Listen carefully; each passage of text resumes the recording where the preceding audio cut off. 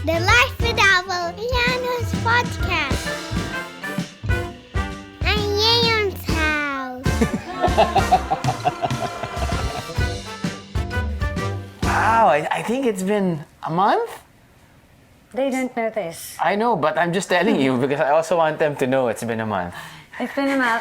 Has it been a month? A month? A month. Hindi ko alam. But anyway, welcome to another episode. Ulitin natin doon, it's been a month.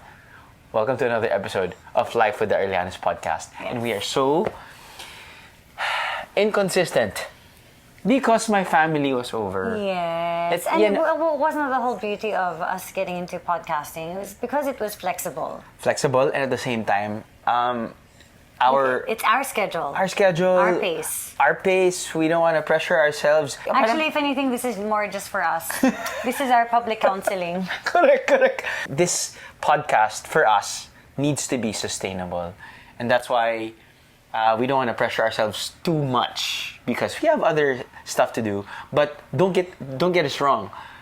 We give this podcast. Or we do this podcast. And we devote this time with so much importance. Yes. Diba? Today, medyo late na yung topic na to. Sobrang late. Sobrang late na because... Buti nga naalala mo pang ang i-discuss natin. Because we're gonna try as much as possible to mix it up a bit in terms of video editing because normally, when dahil we want it as simple as possible para hindi masyadong hassle sa mga kaibigan natin.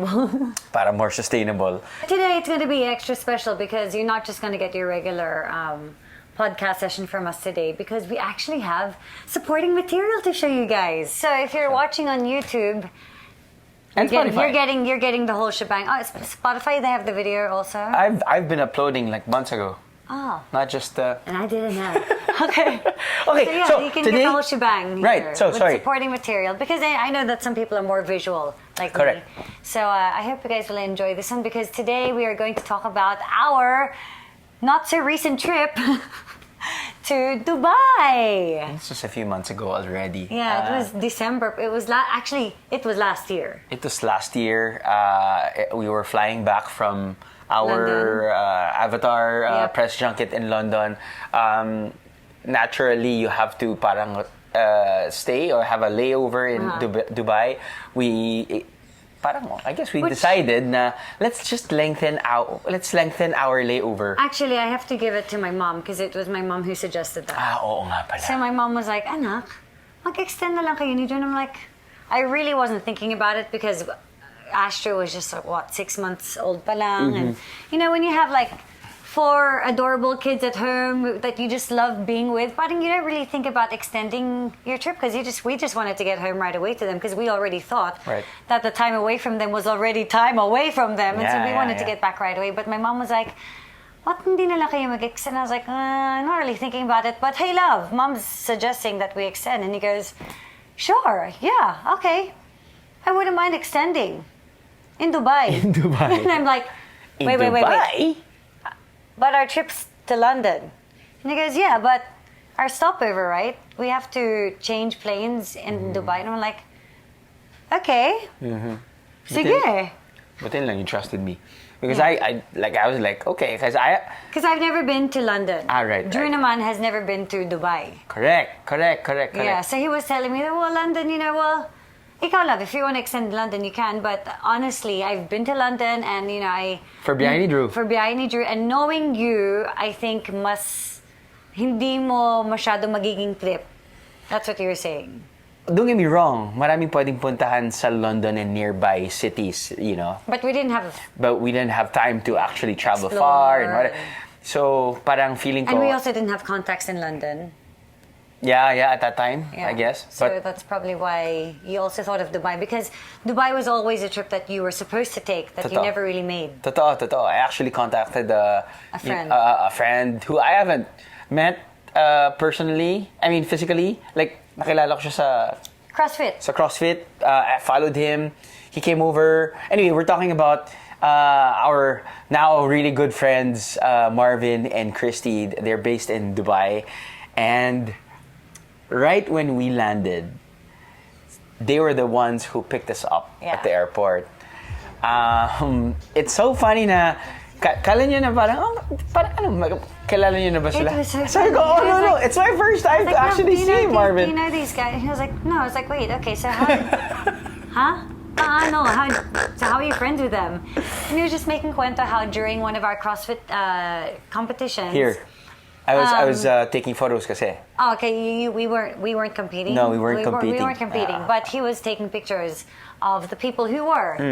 And one of which was Marvin. Kasi parang same age group kami, 40-ish. Actually, that was just Drew's way of, just checking out his the competition. Kasi ka-age group pala niya. So anyway, took pictures, and then I think you approached him saying, hey, I've got photos of you, and then parang tinag mo, paano mo siya hinanap? I forgot na kasi Gretch, another friend of our naka-age group namin. Sila yung nagbabakbakan. Anyway. Okay, so anyway, eventually contacted through IG, tagged, and that's how the friendship started. Yeah, through IG. Now, fast forward to biyahe ni Drew was supposed to feature Dubai. That got cancelled. Hindi natuloy. Which I told him na parang, hey, I'm going there. Hindi natuloy. Anyway, ito, natuloy. Well, so they picked us up. And so first time namin namin magkakilala lahat. But, I guess when you meet your kind of people, you just kind of like sync right away. You click right away. It was just a matter of minutes. Super. And we clicked right away. As in, when I think about Christy and Marv, so napapaluha nga ako kasi parang sobra kong na-appreciate the bond that we had and the bond that was created over the 2 nights that we were there. So we were there for 3 days, and pretty much we were with them for 3 days. Besides the other activities that we did lang just the two of us. Yeah, but man, the bond was wala, swak agad. As in, kwento mo na agad yung parking. Okay. So we pushed yung mga luggages go. Okay, so we bring our luggages to the car. Parking. Okay, to the parking. Okay, put our bags inside, and so we're aalis na lang kami because they already had plans of where to take us. So we in the car. And then so of course we're kind of getting to know each other in the van, in the truck. And then medyo paikot-ikot kami sa parking. And mind you, ako kasi I know where I am because I'm a traveler, so I need my bearings. Aware ka. I'm very, very aware. Ako din, parang ako natatawa lang ako kasi he made a left, pero nakita ko na parang may mga signs yun ba na. Exit? Parang, anyway. Mukha naman siyang exit, pero bakit kaya tayo umikot pa? So, dun pa lang, hindi ko nga nagsalita kasi parang tayo na nga yung bisita, pero alangaman tayo magsasabi kung dito tayo. So kung awkward kasi parang hindi tayo tiga doon. Siyempre sila yung mas nakakaalam. Finally, just as we made Christy, the wife, was like, pasensya na guys. Medyo ligaw-ligaw talaga tong asawa ko.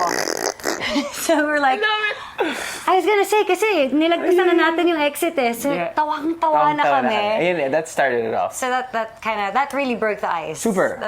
So of course, like normally they'd be like, okay, hey, let's drive you to your hotel, but parang check-in yata is a bit later or something. Yeah. So, sakto. We on the way to the hotel, there was a tourist destination called... Actually, on the road pa lang, you will already see all these grand buildings of Dubai. Did you have any expectations before coming to Dubai? It's funny, I've been there before, but I didn't appreciate it as much as I did this time around. Like, buildings pa lang, it's like, what's that? Right. Wow! It's like they have all this money to just like, I want to make a building that looks like a big picture frame. Right. Which we did. Which we went to. That was the first stopover. Na nakakatawa because when we went there, we were like, guys, hindi nyo kailangan mag-effort. I mean, we're super easy. Don't worry about having to take us around. We're like, hindi. Kasi pinupuntahan to ng mga turista. Tingnan natin. Kami parang, hindi na. And then, next thing you know, Christy's like waving with tickets in her hand. We're like, okay. Sige, let's go. As we were lining up, Christy was like, hindi. Okay lang guys, kasi actually hindi pa namin to napupuntahan. Yung pala, hindi lang pala kami yung...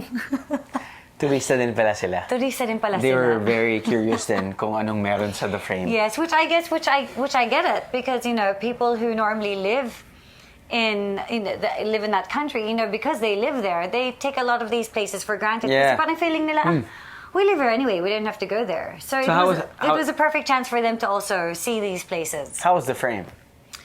It was just Crazy, it was a huge frame. It's a frame. That's why it's called the frame. It's Literal. huge frame. It's a frame. And then made out of gold, is it? Parang may Parang ganon, ganon, di ba? gold-plated Oh my something. God. Di ko alam kung gold-plated or totoo. Anyway, on the topmost part of the frame, it's like a big bridge. It's a long bridge, and then clear yung flooring. Ceiling. I mean, yung floor. Clearing flooring. And there were a lot of Pinoys. My goodness. Oh, yeah. Pinoy here, Pinoy there. Everybody's saying hi kasi there are so many Pinoys. Sa totoo lang, because of the Pinoy population there in Dubai, things were easier for Filipinos. Yeah. To Filipino tourists, because kakilala ko si ganyan, kakilala ko si ganyan. Uy, may discount tayo sa ganyan, may discount tayo. Iba talaga yung Pinoy Connection. power and Pinoy connection abroad. Yeah. And what I particularly loved about, and what I loved in discovering about Dubai was their love and affection and appreciation for the Filipinos. Super. Grabe, umusbong yan sa trip natin. Yeah, super. Sobra akong na-proud. And I was like, I'm so proud of our blood and of our people because of the respect and the appreciation that, what do you call the people from Dubai? The Emiratis, that the Emiratis have. Yes, Tama ba, Emirati? Dubaians. Dubayanyos. But I think they're Emiratis, right? That the appreciation that they have for our people. So sobra akong natuwa at dun ko lang na-discover. The Arabs, I think that generally. Anyway, we'll check that out. Okay, but yeah. So anyway, we walked across the bridge, and you can see that there's a long way down. Took pictures, but you know what's spectacular about that particular building? Mm-hmm. Love, remember who won the World Cup? World Cup, yeah. Anyway, of course, sorry, we're not football fans, but we found out. Nico. Argentina. Bolsico.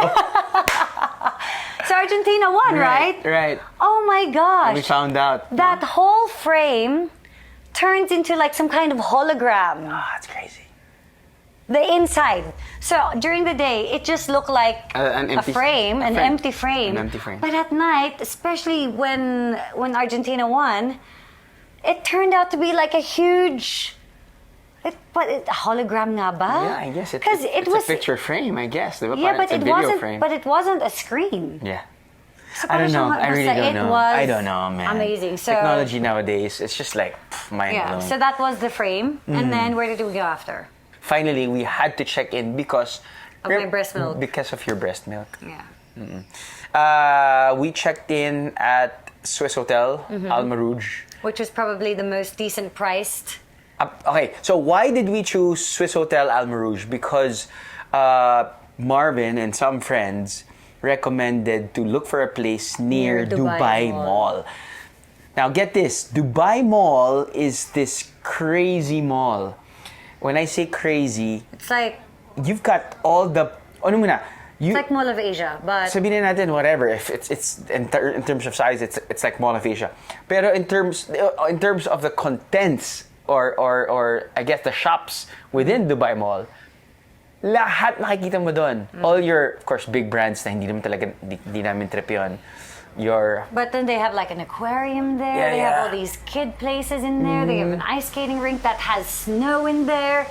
They had your golf store in there. Golf store. They had my Lulong. The deepest. Lulong Lemon. The deepest indoor pool. Di ba dun yun? I don't know if it was there. Wala ba? Hindi ata. Pero may aquarium din. Pero may aquarium din. I wanted to go there. But you wanted to go there. I wanted to go there. But anyway. They have like all the major stuff there. And also because that's also where they have the dancing fountains. Kaya dun talaga, a lot of people really go to Dubai Mall. So that's why, especially with the limited time that we had there, I guess that's why they wanted us to be near there. Because at least dun pa lang, madami na kaming mapupuntahan at makikita with the little time that we have. Right, and so of course we'd like we were to... looking online. And also with the help of the close friends of Marv's and Christy, sila, Dennis and Shello. Yeah. They really helped us with the hotel. Kasi yun nga, like what we mentioned, ang daming mga Pilipino na nagtatrabaho sa, hotel, restaurant, industry. Even sa mall, di ba? Yeah, even sa mall. Even your cousin works there. Yeah. Di ba? Automatically parang 20-30% off, parang ganyan. Anyway. But just a heads up for those going to Dubai, it's very pricey. It's pretty pricey, which is why we went with Swiss Hotel, because it was the most decent one. Yeah.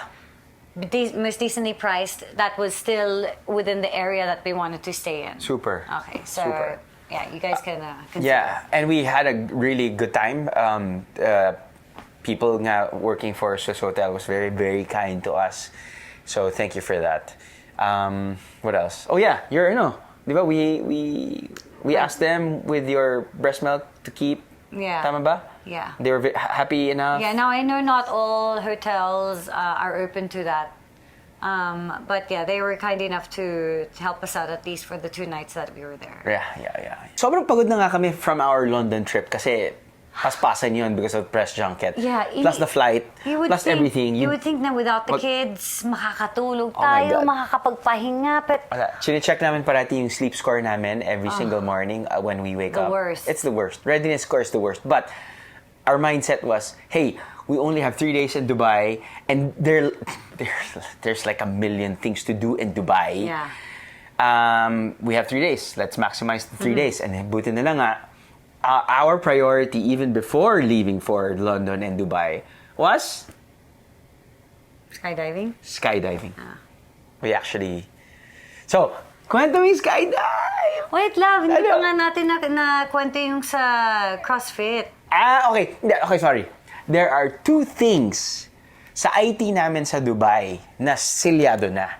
1, skydive. Yeah. And 2 was to work out sa CrossFit gym ni Marv. Yes. Okay? Yun talaga yun. So, same day. The day we arrived, nagyaya na kagad si Marvin. Kasi during our stay in London, wala tayong ka-workout doon, love. Puro lang tayo lakad. Wala. And then it was also so cold. So in Dubai, even if we were like pretty pooped, it was our chance to work out. So we worked out. We worked out at Strong George Performance. Strong George because one of the kids of Marv's and Christy is named George. Yes. So cute. And it's the CrossFit community is already such a tight community. So what more was the Filipino CrossFit community here at Strong George Performance. Ang maganda pa nun, hindi lahat Pinoy. Meron pang iba na locals. There were a few. Na kasama rin sa group. Yeah. But anyway, we did the WOD.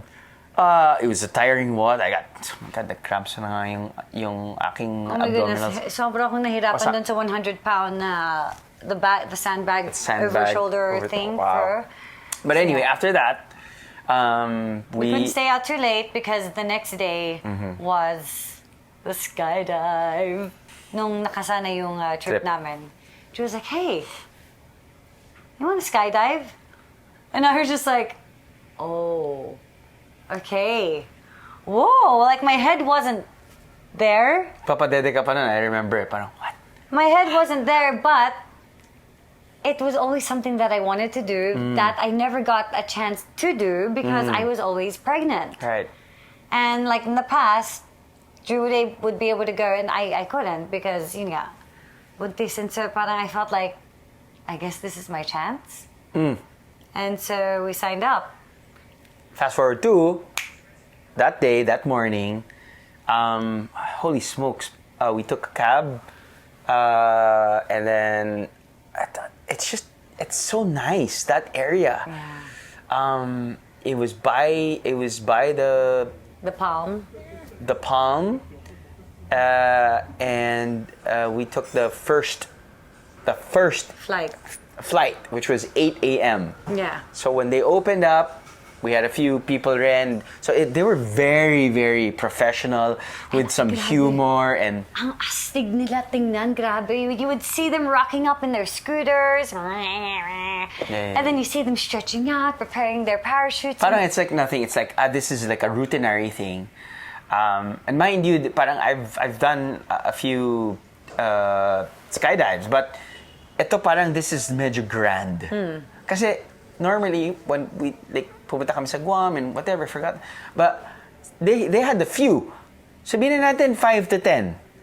Eto, oh my God, they had like less than 100. Yeah, which is why it really is one of the top skydive destinations. It's a bit pricey, but it's really worth it. Yeah. It's really, really worth it. Good morning, Andrew. Welcome to Skydive Dubai. Oh, I'm so happy to be here. Hi. With my wife. Nice to meet you.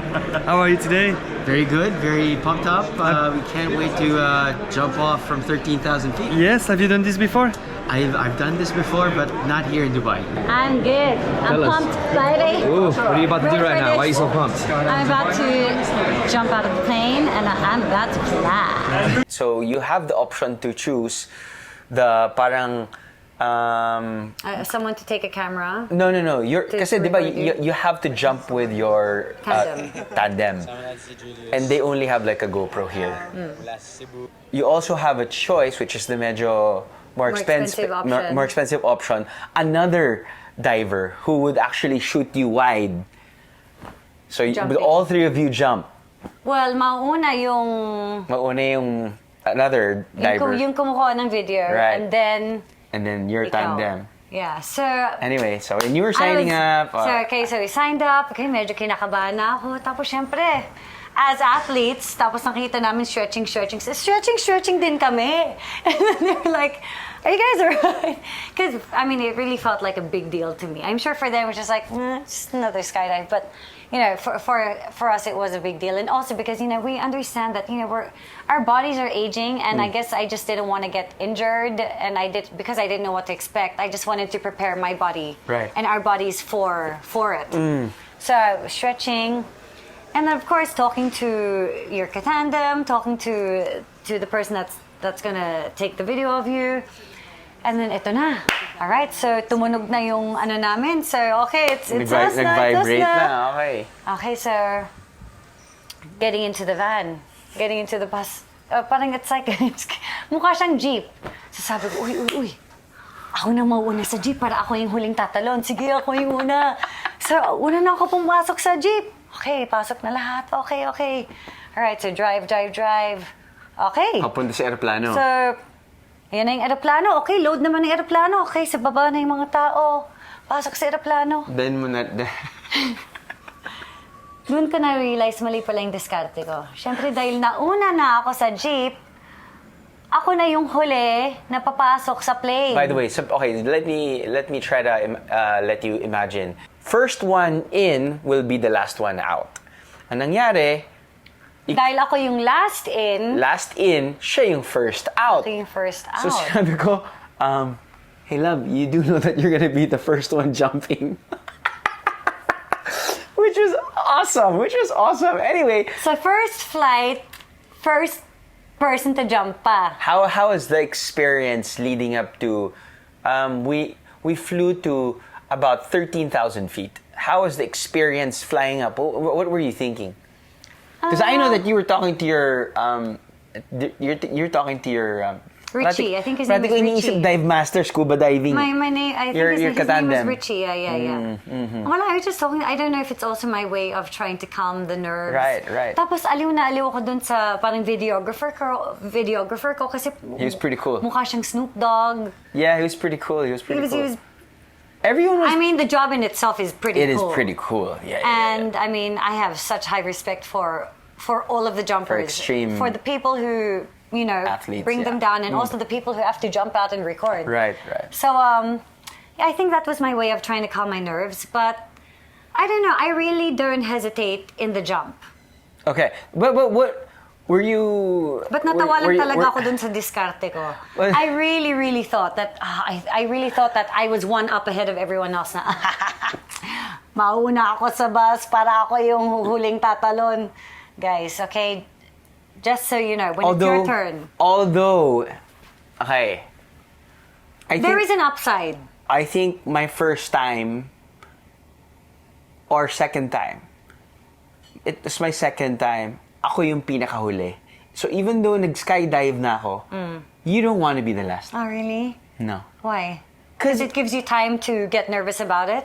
Kahit paano, na parang, you actually, it was good for you that you were the first. Parang, wala lang, I don't know. For me, I'd probably be, alright, I'll be the first. I'll be the first. Oh, okay. So you're okay pa rin. Okay, so anyway, okay pa rin. I just turned out to be good. I just thought it was hilarious because ako pa yung nauna kaysa sa akin. As in, baba. Anyway, so what's happened? So, okay, so green light. Open it up na. Wait. Una muna. How was that feeling visually that you're gonna be jumping out of the plane 13,000 feet? Did you think much? I didn't really think much of it. Kasi nauna si the Snoop Dogg. Yeah, si Snoop Dogg. Si Snoop Dogg, di ba? What was that like? Kasi that's always like, wow. Wala, I guess I don't really like to linger in that moment. Okay. I don't know if I don't want to or it's, hindi ko talaga lang siya iniisip. Okay. Kasi I don't know, maybe, baka there's a reason why I don't because I might start to think of what might happen. Right. So anyway, so you jump. Or I don't try to entertain any thought that might bring up any fear and might make me not want to do it. Okay. Hindi ko na lang ginagawa para walang chance. Okay. So I was just ready to jump. Okay, so you jump. Okay, so jump. Okay, parang you have to put your head up. And then you rock. You rock first. Okay, ready? Okay, let's go!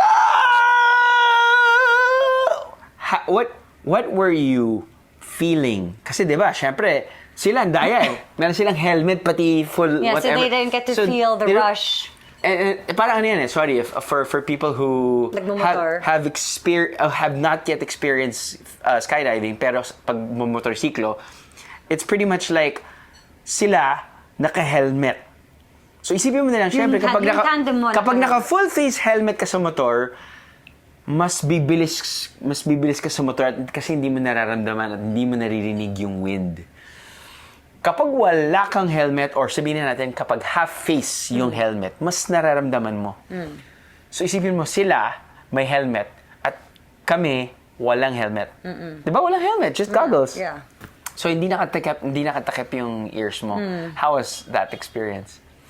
Yeah. Diba ganon? Yeah, it's just like, wah! Wait, were you falling or were you flying? During the... I felt like I was falling. You're falling. Because I know you say that it's like flying, but for me it's falling. Okay. But I think what got me was when, so it's like, because it was like, what, a good 40 seconds or 1 minute of falling? Yes, absolutely. It doesn't sound long, but man, it feels pretty long. Because I reached a point where I just like, Okay, I'm like...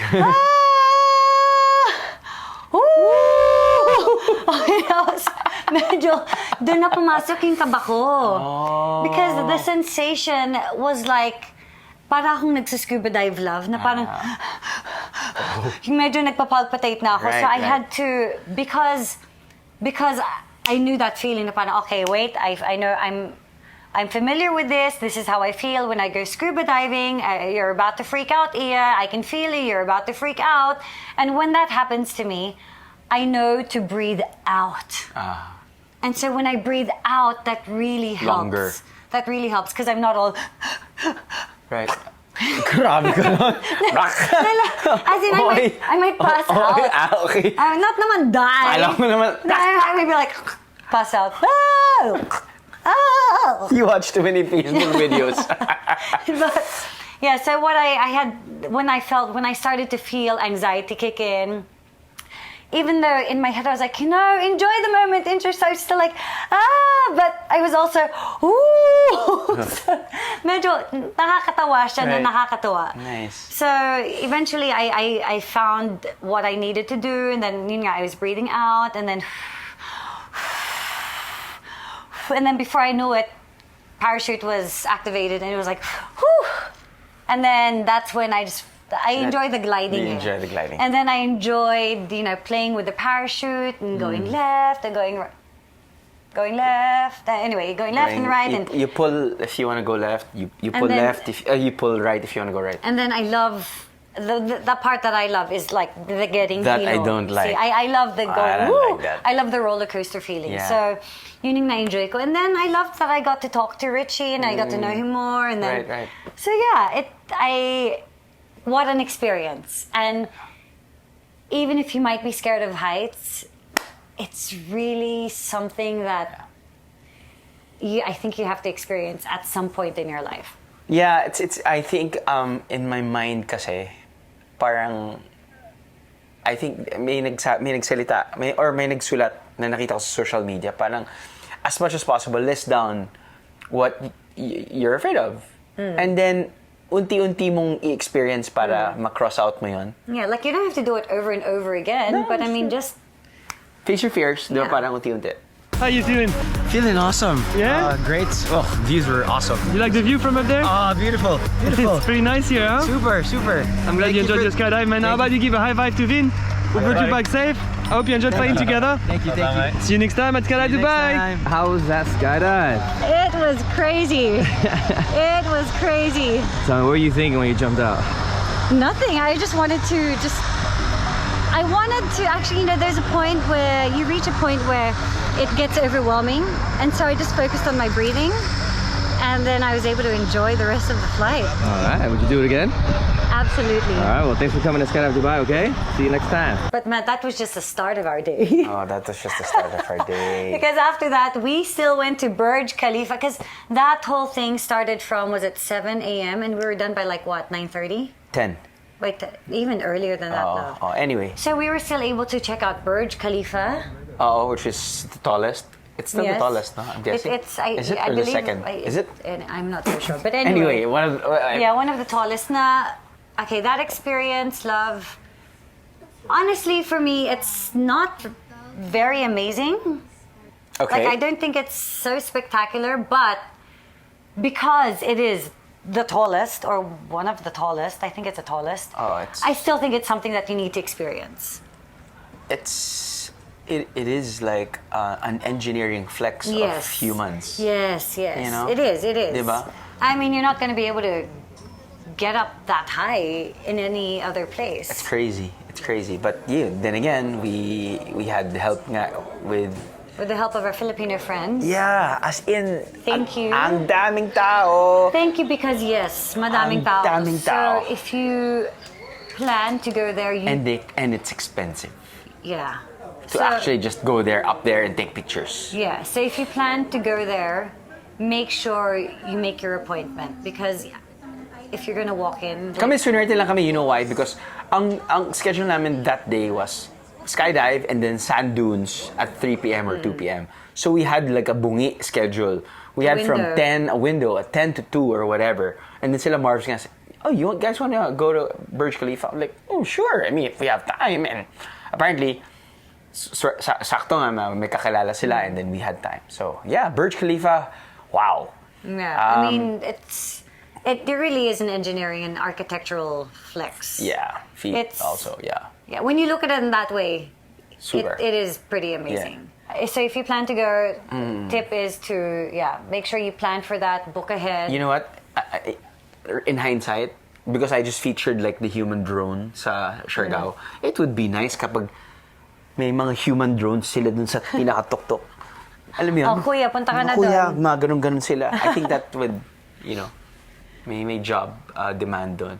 Anyway, after Burj Khalifa, we then experienced the sand dunes. Yes. So yung sand this dunes... wasn't really part of the plan, but because we were there... Sayang naman. But it was just something that we needed to do. Oo. So parang... Oh, by the way, normally, it's gonna be like a whole day affair.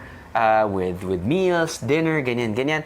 Kami, we just wanted to experience sand dunes. So parang, 3 hours, okay na yan. 3 to 4 hours. 3 to 4 hours, okay na yan. So, normally, a Toyota Land Cruiser would pick you up, actually on the way to the sand dunes. It took us about probably an hour and a half, maybe. On the way there, you see like, oh my God, this crazy 4x4, mostly Land Cruisers. Siguro 9 out of 10 Land Cruisers once you go to Nissan Patrol. Going to the sand dunes.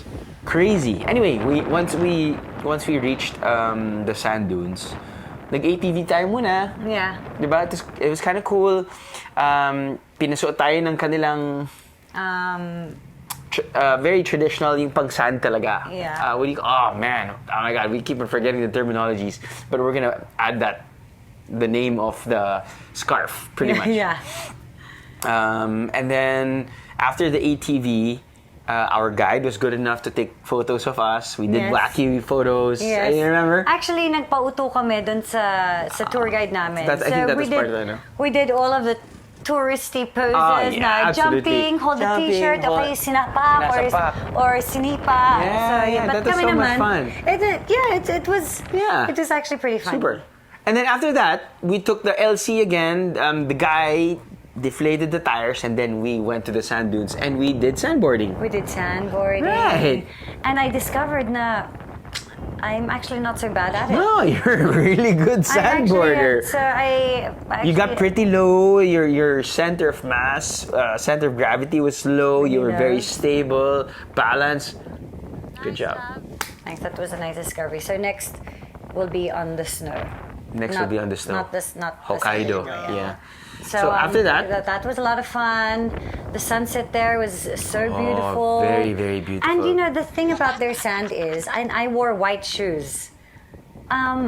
Hindi siya it doesn't get dirty. But these are like tiny It's so particles. fino. It's very powdery. It's like Bora sand, but red. Parang ganon. It's like Bora sand, but red. And so you actually. Hey, we rode the camel. We rode the camel. We rode the camel also. That was pretty fun. And then we rode back by dinner. Yeah, right? Before dinner. Because sila Dennis and Shello, they were kind enough to sponsor our dinner. They set up a lamb dinner. And apparently this guy doesn't eat lamb.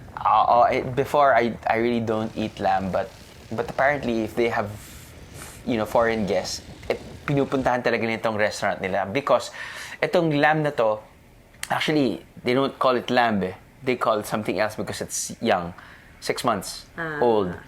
Here we go again, we'll just add that term. Anyway, it was so tender. It was so tender. There's no lansa. And diba normally with lamb, you're supposed to have it with like some mint jelly. Para malabanan yung lansa. This one, wala. It's so good. It was so good. It was so good. We'll find out where the place is. And the name of the lamb. The lamb. But also the name of the place so that they can check that out. But it was really good. It was really, really good. Yeah. After that. So thanks for that, Shello and Dennis, who also turned out to be crazy friends of ours too.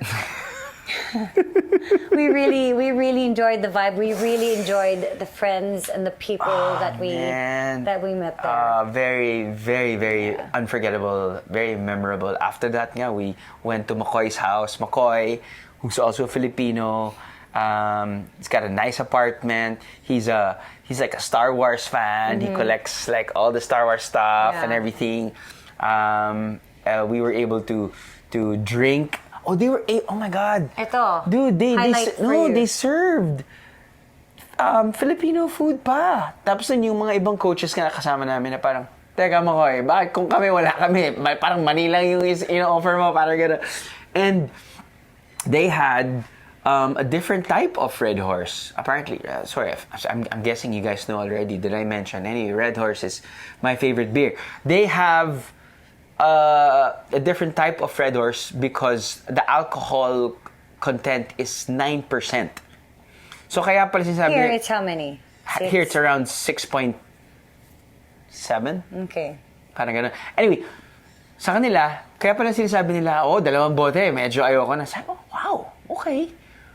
Kala mo lightweight sila, yung pala, ang taas pala kasi ng alcohol content ng Red Horse. Anyway, they were so nice to let me bring home a few cans.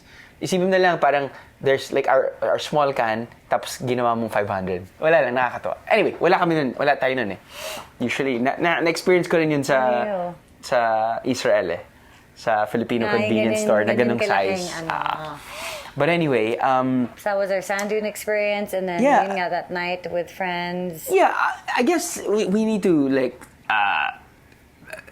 conclude this with our realizations with Dubai. Wait, I also wanna just a shout out also to my cousin, Herbert, that I was able to meet up with there, and Ina and Jam. Oh my Jamie, God. Yeah, so we've also never met, but through Instagram. They've been fans of the brand Vamos. They've been they always comment. They've been just very, very kind supporters. They've always been sharing good energy in our feeds. Right. And so when I realized that they were there in Dubai, I thought it was also a perfect chance to meet them in person. Magka-eyeball ba? Ka-eyeball. Nag-eyeball kami. Nag-eyeball. And so it was also, that I thought that was also nice, being able to meet up with them there. If you like think about our trip, kasi diba like most trips usually, and this is the biyahe ni Drew host in me na normally talaga, this is what I treasure and parang bring home the most. Like, I treasure the people I talk to and get to know during the journey. Sure, the touristy spots made the dent for sure, diba? We have videos and pictures to back it up. But the people, yung nakasama natin sila Marbs, Christy, Dennis, and Charlotte talaga. I think that was pretty much the highlight of the trip. Yeah, and it's crazy to think like how solid we became in that short time that we were all together. Right. No? Right. Hindi, nakakatawa yung parang yung isa sa hindi, yung alis at yung parang maghiwalay yata tayo. Maghiwalay na tayo and then we kissed. And then si Christy pati si Marbs. Oh, ba't wala tayo Ba't wala tayo? And then they awkwardly, kikis ba tayo? Magkikiss ba tayo? Hindi. They just have all these. I love yung kwento ni Dennis yung sa baso. Baso ko to eh. Di ba baso ko nga to? Bakit mo nga gawin to? Baso ko nga yan, di ba? Anyway, all these.